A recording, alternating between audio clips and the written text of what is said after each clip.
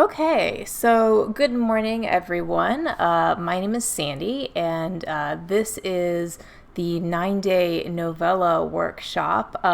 We are on day 8, so you can see I've got my nerdy little glasses here. This is because this is the proofreading day, so today our job is to proofread those novellas that we've written and edited over the last 7 days.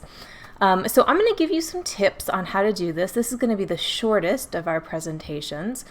And then today, you just proofread that thing and get it all polished up for tomorrow. We have lots of proofreading to do, and I don't want to take away too much of your time, so let's go ahead and get into this.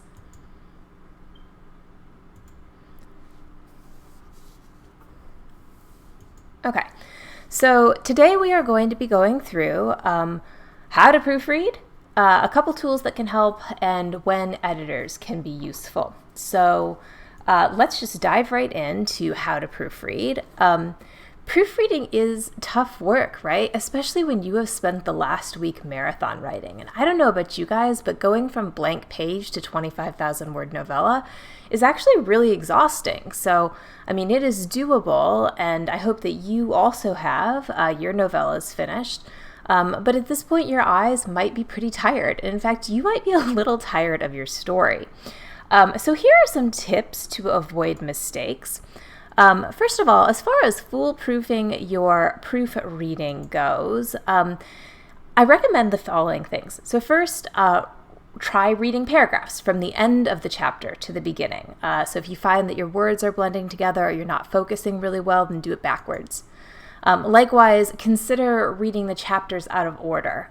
This is something that I do. So instead of going chapter 1, 2, 3, 4, 5 in order, I'll read chapter 1, and then I'll read maybe chapter 12, and then I'll read chapter 5, and that way it keeps it fresh in my eyes. Here's a tip I learned from another writer. Cover half of the page vertically while you read. So make your eyes see it in a different way just by literally covering half of what it is that you should be looking at. This is another thing that I do. Use a text-to-speech reader to listen to your words while you read them. Sometimes when you hear something, you catch what you wouldn't otherwise see. And Word actually has a really impressive text-to-speech reader. So in case you are not familiar with that, I have my draft pulled up here for you to see. So here's mine, and you can see up here at the top in Review, if you go to Review and then click Read Aloud, well, hopefully you guys can't hear that, but basically your story will start reading aloud to you. So Word has a really great text-to-speech reader. There's also a nice text-to-speech reader called TTS Reader online that I like to use also. All right, other things you can do. You can read the story out loud to yourself, or find a victim and read your story out loud to that person. I will admit that I victimize my husband whenever he'll let me, because it turns out that when you have to read your story out loud, you catch a lot of the things that you wouldn't otherwise have caught. And I know that a lot of this probably sounds really tedious, right? So like reading backwards, that's going to take you forever, or like using a text-to-speech reader, like really seriously, are we getting that into it? But yes, you are. And this is important, right? Because you want to make sure that this is really polished, since this is probably the only proofread that this thing is going to get. Other tips. Keep track of your mistakes. So if you are not familiar with track changes in Word, make sure you turn those on. So that's also under the review pan here. And see this like little button here, track changes. You want to make sure to press that before you start your proofreading. Now, I will admit to you, I don't always do this. So I don't always want to know what my changes are, or like sometimes, like in this case, I know that I am not going to go back and change things that I otherwise tracked. But like if you're the kind of person who really tinkers and you want to be able to revert back, then you need to make sure to press track changes so that you know where you made those changes to begin with. And then later on, after you are done with everything, to make sure that your whole manuscript is polished, you're going to want to make sure to accept all of those changes, or else they might show up in a final manuscript. So when you're done with your proofread, go over here to this button, Accept, click the down arrow, and make sure to click Accept All Changes and stop tracking so that your changes do not show up in your document. All right, a couple other tips with this. Some people prefer to print out their manuscripts and make changes with a red pen. If you are that person, no problem. I find it to be sort of a lot of paper and not necessarily better for me in terms of proofreading, but you need to find the way that works for you. Also, keep a list of your bad habit words and words that you generally overuse. So if you notice that you're like finding a word over and over again, write it down and then stick it on a Post-it note somewhere so that you can see what things you need to look out for. Then later on, you can do a global search for those and maybe like delete half of your bad habit words. You also want to make a list of global changes that you need to make, such as like always changing one character's name to a particular spelling, or like if you changed a location.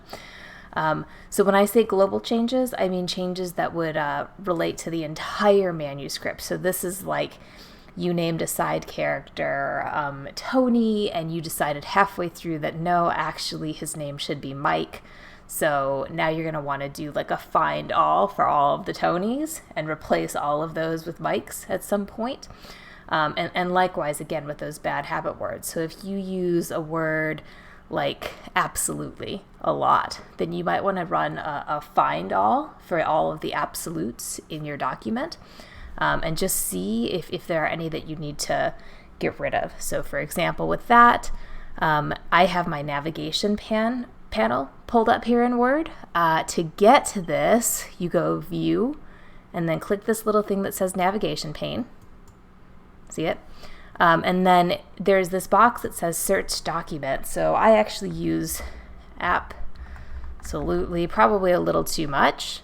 In this case, I was okay. So it looks like I used it 3 times in the document, and I can click Results here and actually see where I'm using words like absolutely, or perhaps my bad habit word is actually. So apparently I use actually 10 times. So this might say to me, okay, maybe I'm overusing this word, and I might go through and take out 5 of these actuallys, or maybe like 3. Or another trick, so if I have headings, and I'll show you this in a couple seconds, the document, so Word will highlight the headings where it is that I have these words. So I can actually look and say like, okay, so most of the actuallys are occurring in chapter 1, and that means like I need to get rid of 2 of those actuallys there, but it's okay if there's an actually again in chapter 6, because that's long enough away that like my readers won't notice. Okay, so other things to do, press save a lot and save your document to a cloud like Dropbox, or save it to more than one place like an extra hard drive. I know a lot of people are really paranoid about losing their documents. I have once lost a little chunk of stuff that I was writing in Scrivener.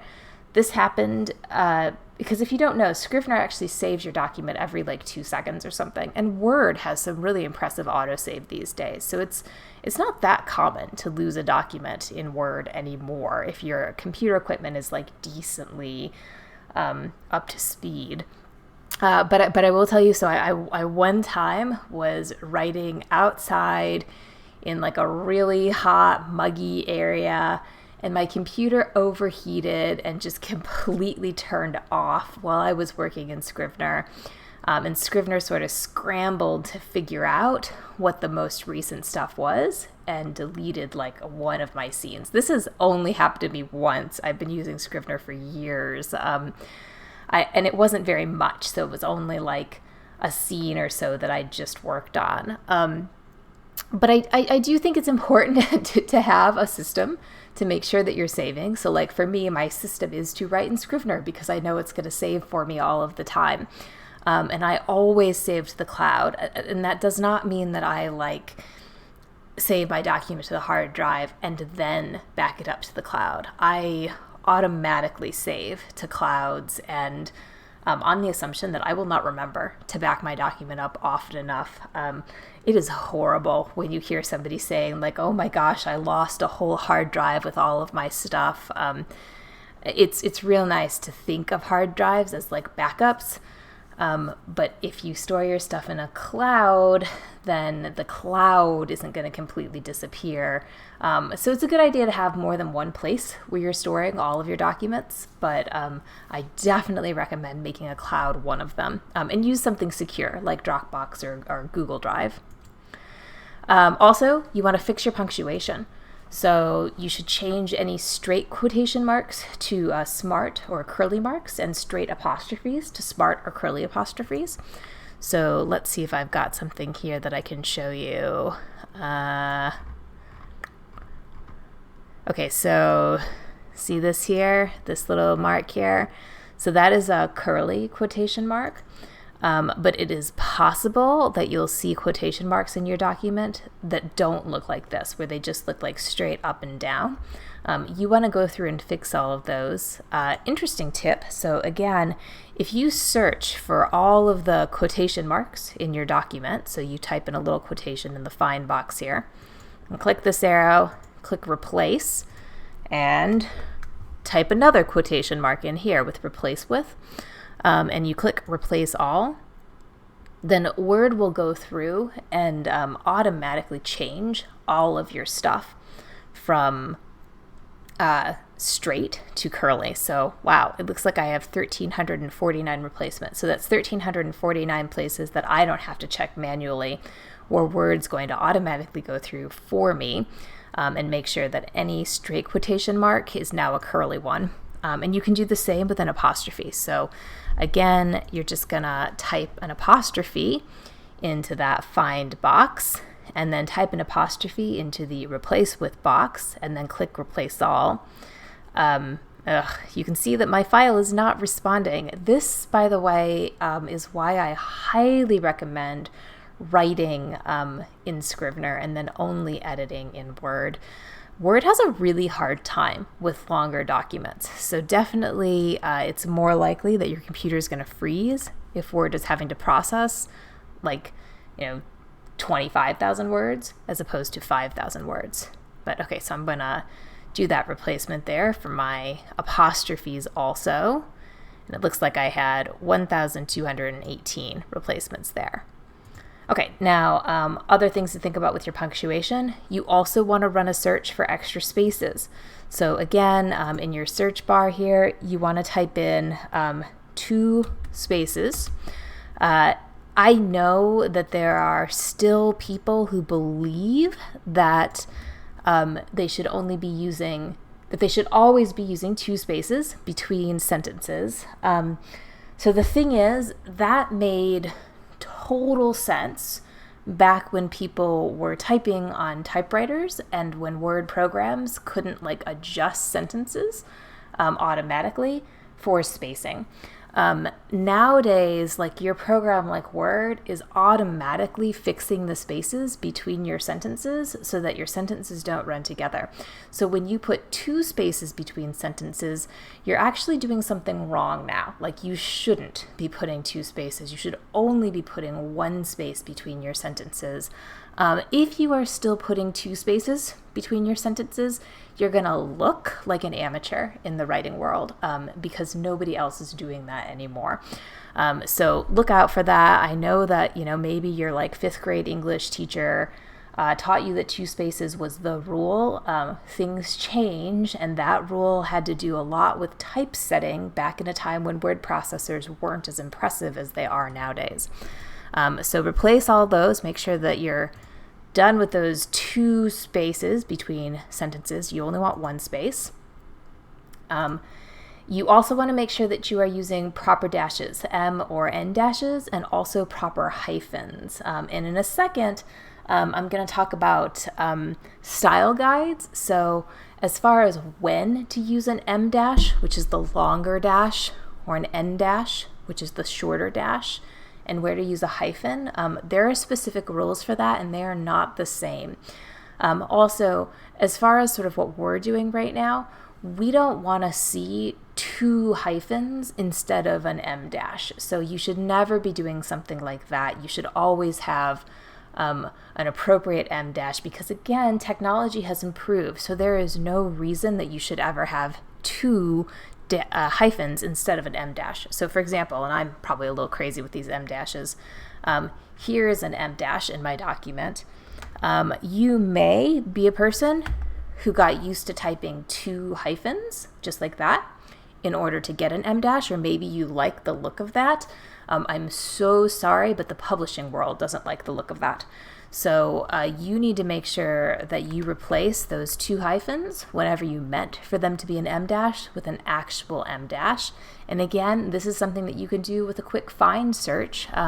So you could just highlight those little 2 dashes, stick them in your find bar, go back to your document, highlight a time where you see an actual em dash, and then put that into your replace with. So let's make sure I've got that right. So 2 dashes here, that's what I'm finding. I want to replace it with an em dash.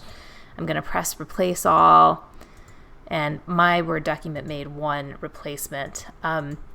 You also want to check and make sure that you're being consistent with spaces. So you want to know in your document, do you want to put spaces between those dashes and the letters that they're next to or not? I do not put spaces between mine, and I usually do this based on what the Chicago Manual of Style tells me to do. And again, we're going to talk about that in just a second. But notice also that, like, if you do this in Word, so you do 2 hyphens and then you start typing again, Word should automatically change this for you. So for the most part, this should be fixed for you already. And likewise with end dashes. So Word knows when something is supposed to be an end dash as opposed to a hyphen or an em dash. And you want to double check things, but still don't make it look like you wrote your document on an old school typewriter, because that will make your stuff look self-published later on. Okay. And lastly, decide whether your ellipses will have spaces around them. Now, this is a really interesting thing. And again, we're going to talk about style guides in just a second, but an ellipses is like that little 3 periods thing. So like they look like this. Let's see if I can't actually get Word to do this. So my Word automatically changes these from 3 periods like this into an ellipses.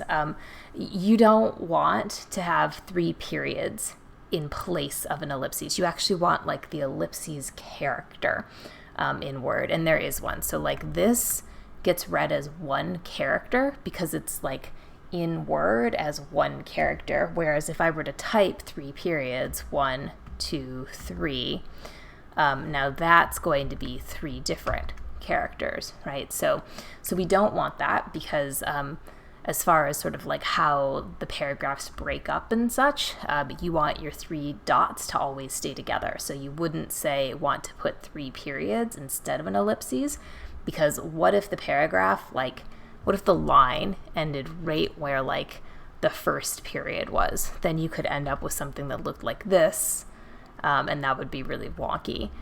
So you want to make sure, again, to look for these 3 periods and replace them with an ellipses, which usually Word should be automatically doing for you. So normally, did you see that little change? Word's going to automatically convert 3 periods into an ellipses. But there is kind of an interesting issue here, which is should there be a space between letters and ellipses? And so notice here that I don't put spaces between letters and dashes, but there might be spaces between letters and ellipses. That is because there's a bit of a debate going on about this in the style world. So some style manuals are going to tell you that you should always have spaces before and after an ellipses, and some will not, and the rules are a little tricky. So you're going to want to figure out what you want and be consistent with it. I had an editor friend who had like a whole discussion with me about this, who noted that the spaces between the ellipses are actually really outdated, just the same way that like putting 2 spaces between sentences is outdated, because again, it was the kind of thing that was done back when we were using typewriters, and you couldn't as easily read the text because like a typewriter wasn't automatically changing spacing for you. Microsoft Word, most word processors are automatically changing spacing for you, so we maybe don't have the same issue. But the point is, make sure that you decide what you're going to do and stay consistent. And then same thing, fix capitalization problems. So like, say you're writing a fantasy novel and you're referring to, I don't know, the queen of, some made-up kingdom.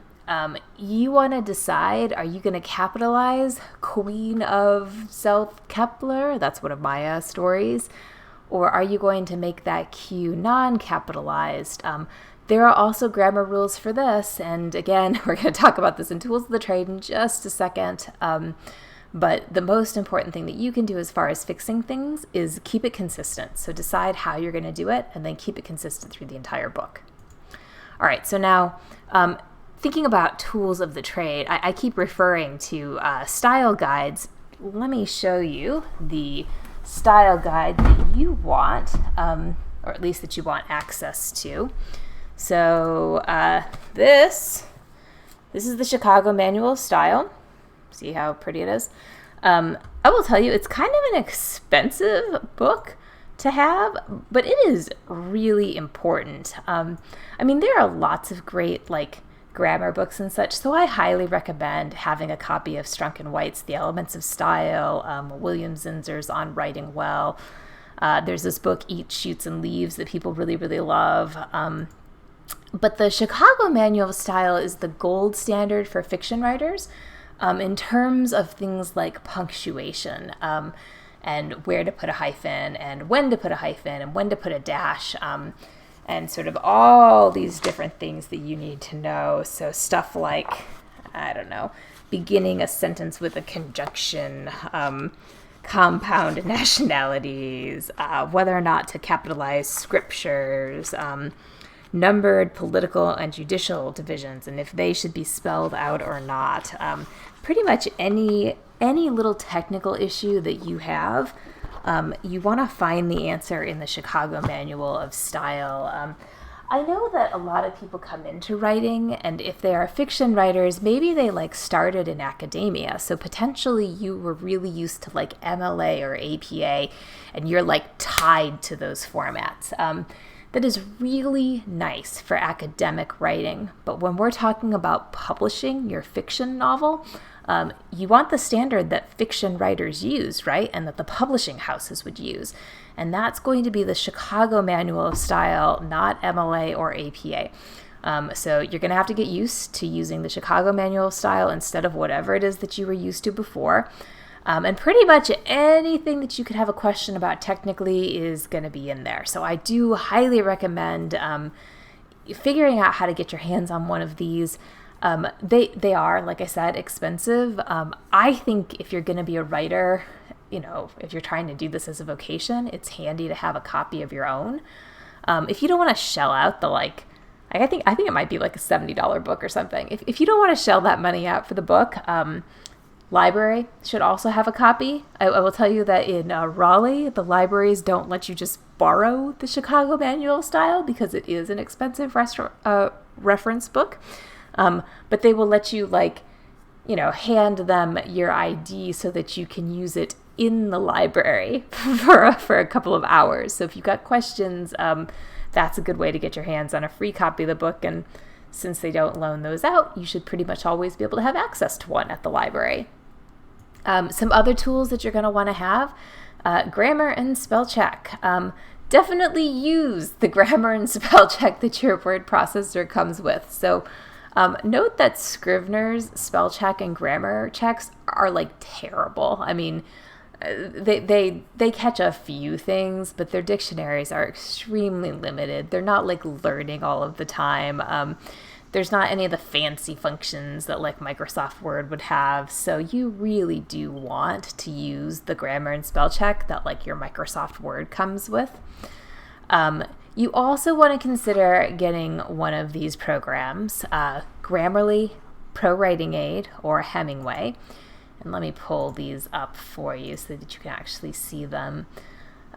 So here is Grammarly. And Grammarly is going to be a document that you can use online, but you can also have a plugin in Word. So Grammarly is sort of like a really impressive grammar spell check. You can also use ProWriting Aid. A lot of people love this. It does something similar to Grammarly, so it's sort of like a smarter spelling grammar check. And then Hemingway is another app that you can use. I believe that with Hemingway, you basically always have to put your stuff in the processor. So you'd essentially have to like copy and paste and put whatever it is that you want to check into the browser here. So for me, I don't use that often, but it does have like some pretty nice features here. So like, let's suppose I really want to check out, this paragraph. Let's see just how rough it is. So I put this into the Hemingway app, and now it looks like, okay, good. So I'm good with not using passive voice. I don't have simpler alternatives. I do have two adverbs. Two adverbs. Although I'm not sure I agree with that. I don't know if I think feel is an adverb, but suddenly might be an adverb. And then it looks to me like they think I've got this one sentence that is just a little long. This is one of my issues. So this is a program that might catch whether or not I'm doing things like using sentences that are way too complicated. And look, I'm reading at my readability is a grade 3. You might think that this is a problem, like perhaps I should be reading or writing at a grade 7 level or something. I hate to break it to you, but a whole lot of readers aren't that good. So having a more complicated level of readability is not always a positive thing when you are writing fiction, or at least when you're writing genre fiction. The bigger the words you use, the more likely it is that you rule out a huge part of your audience because they may actually not be able to read everything. So that's probably bad news for writers, but something to think about as you're going through this. Now, I said that you can put these in your Word document, so this is really interesting and very helpful. See up at the top of my Word here, I have this thing that says Grammarly. Grammarly is the one that I like, so you can use ProWriting Aid or Hemingway. I think ProWriting Aid has a plugin to Word. This is the Word plugin for Grammarly. It's the one that I prefer. And you'll notice that I have this whole panel over here on the right that says Grammarly. And this is where Grammarly is going to be looking for like all of the different things that I do that are wrong that maybe like Word wouldn't catch. So like, for example, really, I use really all the time, and also just. These are like major problems for me, kind of, really's, just. So it's very helpful for me when I'm writing really fast to have a program like this that can say to me, like, maybe you should take this out, or at least catch it for me more often. They'll also do things like, let's see if I can't find something more important, like a punctuation issue. Let's find a punctuation problem.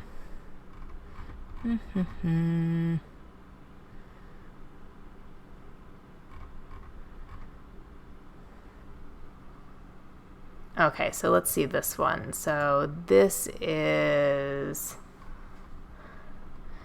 Okay, so I got a remove the comma splice. You appear to have two independent clauses improperly joined with a comma. Consider correcting the comma splice. So my sentence says, I'm not kidding at all. The woman puts her hand out exactly like Hadley did. So here it's saying, like, I've got one independent clause here, I'm not kidding at all. And then another independent clause here, the woman puts her hand out exactly like Hadley. And it thinks that if I'm going to do this, I should be using a semicolon, right, which would be like the proper way to have two independent clauses together, or like an and the, or I should use a period and then a the. Now, in this case, I am not going to do that, so I'm going to ignore them. And that is because I want these sentences connected as if this woman is talking to you. So like, I want that sentence, I want that comma there because I want them connected. And so I'm going to basically say to Grammarly, I know this is not correct, and I'm still going to ignore you, Grammarly.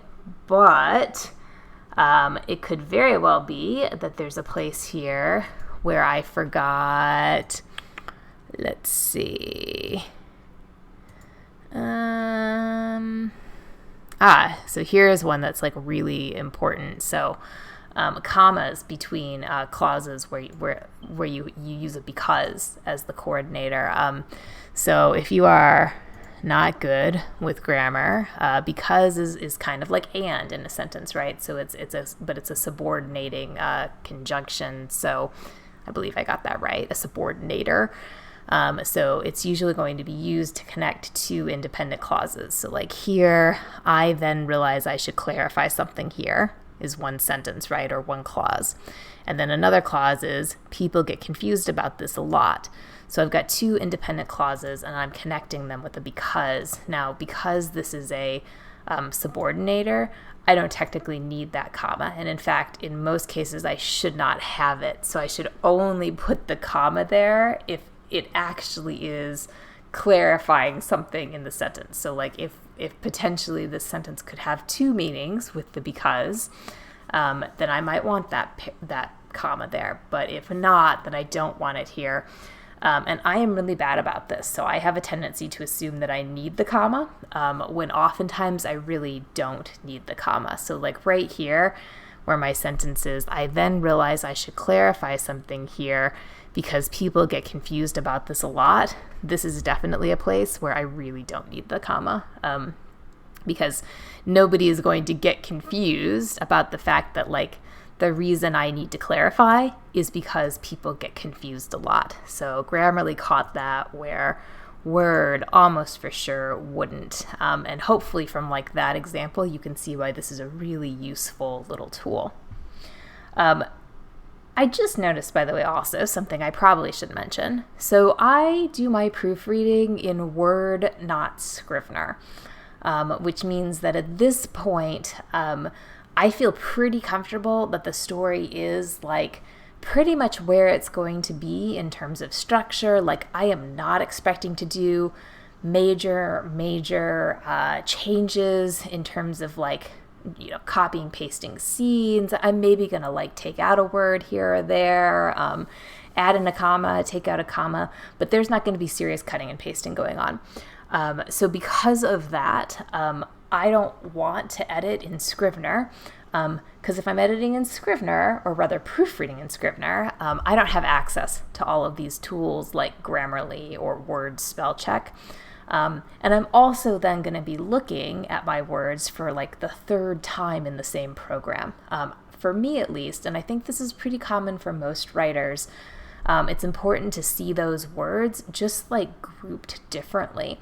So when you compile your document and make it so that you can look at it in a Word document or some other word processing program, you set yourself up so that now like you're using different margins. Your paragraphs maybe are like smaller or bigger, or look smaller or bigger, or the lines cut off in different places. And this helps your eyes so that you can see things a little bit differently. So that's pretty important. And if you have trouble compiling, so if for whatever reason you don't know how to compile your document from Scrivener to Word, then I highly recommend going back to my editing video. I did a whole tutorial on that and I went through it twice. So you can take a look and see how to compile in yesterday's video, but definitely do that before you start proofreading. All right, so moving on. So one little caveat with all of these little programs, so Grammarly and ProWriting Aid and Hemingway and Just even Microsoft Word, spell check are great, but you are going to have to go through every correction manually. So you never want to let those programs just automatically fix things for you. They do get stuff wrong. I mean, they are robots after all. So they're not an end-all be-all solution. And certainly there are going to be times when you're going to make calls that don't make sense grammatically, when you're going to say, you know what, this is dialogue, and in dialogue people don't always talk in a way that is grammatical. So to keep it more natural, I'm going to keep this structure. Or maybe you're doing something that's sort of stylistic, and you don't want to change it. Or maybe maybe you're just being more conversational in your story. And again, with dialogue, we don't always use proper punctuation and such. Or maybe there's even something like Grammarly says that you should use a semicolon, but FYI, semicolons are not very, they're looked down on a bit in fiction. So you'll actually have writers who say you should never use a semicolon in a fiction novel, even if it is the appropriate thing to do. So you always want to go through those corrections and make sure that you are happy with them. Do not assume that just because the robot program tells you have a problem, that you do have a problem. And don't assume that just because the robot program doesn't catch it, doesn't mean that there isn't a problem. So I wrote the word blood curdling or something like that in one of my novels, and put a hyphen, and it made no sense, and Grammarly didn't pick it up, and ProWriting didn't pick it up, and I didn't see it until much later. So there are a few copies of my book, of a book I wrote, where I use this sort of strange word that makes no sense, and nobody caught it. This is on me, not the robot program. So definitely make sure that you are going through and looking at your words yourself. Okay, so one more note then on this, and then we're going to actually get into that proofreading. I know that you guys have a lot to do today. I certainly do too. Editors. So when should you hire an editor? Okay, so look, editors are your friends, even if sometimes writers butt heads with editors. And there are many editors that you should probably consider, including a developmental editor, which is the kind of editor that's going to look at your story from a content and pacing and character perspective. A line editor who's going to look at individual sentences and how they flow, maybe make things prettier. A copy editor who will look at spelling and grammar and sort of try to get you to technical perfection. And then a proofreader who's just looking for typos. Now, look, it would be amazing to have all of these editors in every case, right? And certainly at the very least, having a developmental editor and a copy editor would be phenomenal. So if you were publishing your stuff with a traditional publishing house, you would have at least that, and then you would probably also have a proofreader.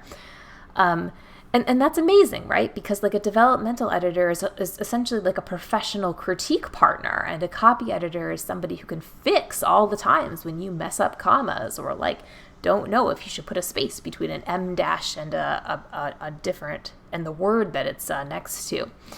But they are also expensive. So a developmental editor could be thousands of dollars for a full book, and even a proofreader could be hundreds for a full book. And they are also going to be professionals that you can hire who are going to need time. So in a 9-day novella thing like this, you're not going to be able to hire a copy editor who can go through your entire 25,000 word novella in a day so that you can have it out tomorrow on BookFunnel. So if you are in a rush, or you really need something back in 3 days, then maybe an editor isn't the right call for you. And I am definitely saying that, knowing that you need to take that with a huge grain of salt. So look, generally speaking, it is frowned upon to put anything out that has not seen an editor. So here, let's let's make this a real serious thing, right? So let me talk to you. Editors are good. You almost for sure need an editor. It would be very bad advice for someone to ever tell you that you don't need an editor. So if you are working on a story and you feel like, oh, it's just beautiful, and you were a teacher or something, you have great grammar. I don't care. I think I have great grammar too. That doesn't mean that I'm not going to make errors, because it is just almost impossible to see all of your errors when you have documents of this size. And even things like developmental editors, right? So like, your story makes sense in your head. Does it make sense in somebody else's head? It might not. And it's really hard as an author for us to know that. So, okay, the wisdom on this, like the thing that you should have in your head is, yes, you need an editor. But having said that, no, I don't hire editors for things like my novellas, or honestly any of my romance yet. And I don't have a developmental editor for my YA stuff. So even for like my longer books, I got a copy editor. I did not get a super expensive copy editor. And the reason for that is that, like, generally you're not going to make a ton of money off of a first book. So, I mean, your first book isn't going to be a bestseller when you're self-publishing. You need at least 3 books out before you can really even advertise and have it make any sense. So given that, it becomes really difficult to justify paying thousands of dollars or even hundreds and hundreds of dollars for an editor. Now, I think that this becomes sort of like a cost-benefit analysis. So I think that what you have to do is say, like, there's a lot of different services that you could hire out during this process. So like, yes, you could hire a copy editor. Yes, you could hire a proofreader. You could also hire a cover designer. You could also hire somebody to typeset your book into a paperback format. You could also hire somebody to help you format your stuff into an EPUB. So there's going to be many different places where you can spend money, and that's just to get the product finished. After that, there's also advertising and marketing that you can spend money on, and there are various services that you can use to try to get your book noticed by readers. And all of those, I mean, some are free, but a lot aren't. So let's just say, like, it would not be unheard of for someone to spend a couple thousand on a short book or 5,000 on a longer book. But if you're a self-published author, you probably don't have 5,000 sitting around for every book. And did we mention that you need to be getting your books out every 6 weeks? So we're going to come at this from a very practical perspective. You've got to look at all of these different things that you've got to get done. You need to say to yourself, what can I do? Like what am I decent at? Where I feel like if I put out my book and I do this myself, maybe it won't be perfect, but it'll be pretty damn good. Maybe it won't be like absolute professional quality, but it'll be better than most self-published stuff. So decide for yourself where your strengths are, and then pay to have somebody do the stuff that you are weak at. So like if you don't have a good eye for graphic design, then you pay somebody to do the cover and do your editing yourself. Or get a beta reader, find a critique partner, get a second pair of eyes on it if you need that. Or let's suppose that like that your grammar is awful. So like you're the kind of person who never knows when to put a comma in the right spot, or like you have been told that you have major problems with verb tense consistency or something. Or worse, like you put something online and your reviews have said things like, there were too many typos, or there were a lot of grammatical errors. If you're getting dinged by readers for having trouble with grammar, then it might not be your strength. If when I'm talking about things like subordinators and conjunctions and independent clauses, your head is just spinning, then look, like, you're not the only writer that I know who has a hard time with grammar. And that might mean you do need to hire an editor, but potentially then you have a great graphic eye. So decide what you're willing to spend money on. This is a novella that we're talking about. My personal opinion is that when you do a reader magnet, like, it does need to be good, but it doesn't need to be phenomenal. So, don't put something out that you wouldn't be proud of. Don't be sloppy. But at the same time, don't be stupid about spending like just tons and tons and tons of money on something that isn't going to make you any money, at least yet. So put out a good product. Do not feel like it has to be absolutely perfect, or you won't have time to complete the amount of words that you need to complete to be an indie writer. Okay, so that is it in terms of our proofreading. So let's just see if we've got any comments here in the YouTube channel. Does anybody have any questions? Anything that you want to think about before I send you off? I know I'm a little bit ahead of you guys in terms of my time, so I'll wait just a second for this, and while I'm waiting for questions, if there are any, so tomorrow we are doing publishing, so we're going to move on to the part of this that is about getting your book up online, and I'm actually going to demo what to do with that. Now, if you are following me locally, I'll do this with you in person. If you are following me online, then the publishing video probably isn't going to go up until at least Friday. And it is Wednesday, so that's a couple days from now. Also, if you are following me online, you might notice that I don't have the Make It Pretty video up yet. So I'm going to do that one first, hopefully this afternoon in between some of my proofreading, so that you have that also. I thought of one more thing that I need to tell you.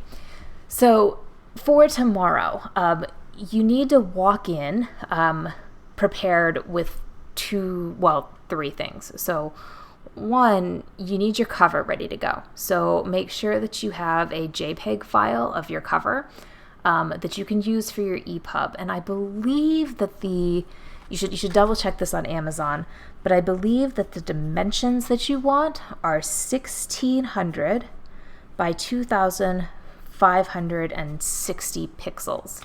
Just double check that. Make sure to go to Amazon and see what they say the optimal size for a cover is, but I think it's that 1600 wide by 2560 tall, and that's pixels, not inches. And you should have that in a JPEG format. If that is not something that you know how to do, then you probably need to hire somebody to do your cover. Also, let's just go back to the word screen for a second. So I mentioned headings earlier.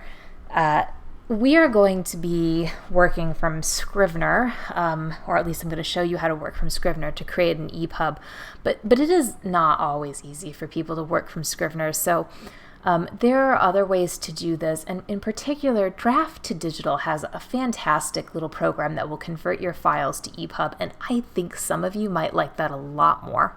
But in order to convert your files to EPUB, for Draft to Digital, what you want is to finish today with a Word document where all of your chapters, so your chapter headings, should be in bold, and they should be like a little bit bigger than the rest of your text. So you want to make sure that, like, if somebody is looking at your document, they can tell what the chapters are. I like to make my chapter headings actual headings. So the way that you do this, so let's go down to my next chapter heading. Okay, so here is the next chapter heading that I have.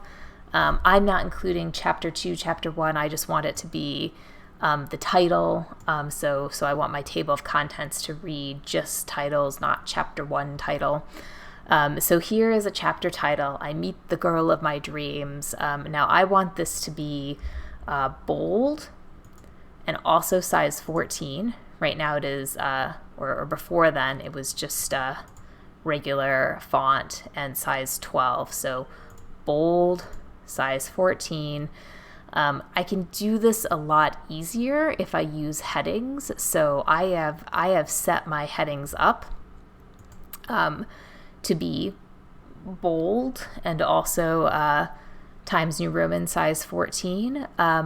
So all I have to do is just like click on the line where the chapter title is and then click heading 1, and that does that for me. Now, let's suppose that your heading 1 looks more like this. Like you click heading up here in your styles and you get something like this and you're like, what is going on here and how do I change this?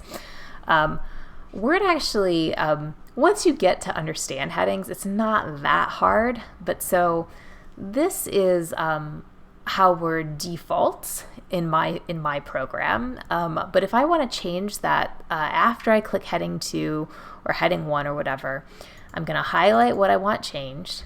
And then here, I'm going to actually change the formatting. So let's say in this case, I want this to be, let's do something. Let's suppose this is going to be a subtitle. So maybe I'll use, I don't know, Arial Black. You would never do this in real life, but I want to give you a demonstration here. So if I want to change the formatting of the default header, I change it first on whatever I'm working on. So get it to where I'm happy with it. And then I'm going to move my arrow up here to hover over heading 2. That's what this one is, or you could do this as heading 1 or whatever. I'm going to right click. And then I'm going to click Update Heading 2 to match selection. And now, every time that I use this heading, it's going to change it to that format. So I want this to be a heading 1, and I changed that format earlier. So I'm going to click heading 1 there and see how it changed there. And actually, I am not quite happy with that. So I want that spacing to be changed. And it looks to me like there's a little extra space above and below. Yeah, I don't want that. So I'm going to take out that space before the paragraph, and then, all right, well, I want to update that, right? So again, I'm going to hover my arrow over heading 1, right click, update heading 1 to match selection. Let's make sure I did that right. And then if I go back to the first chapter, which was also heading 1, the format will have changed there too. And also notice here that headings are listed in your navigation panel. So if you make things headings and you have your navigation pane up, then you'll see them right here, and it becomes really easy to navigate through your document. So like I know this is chapter 1, and there's chapter 2, and I want to go right to it. So that is the easy way to get that done. So now you don't have to use headings in order to make your document easy for draft to digital to read.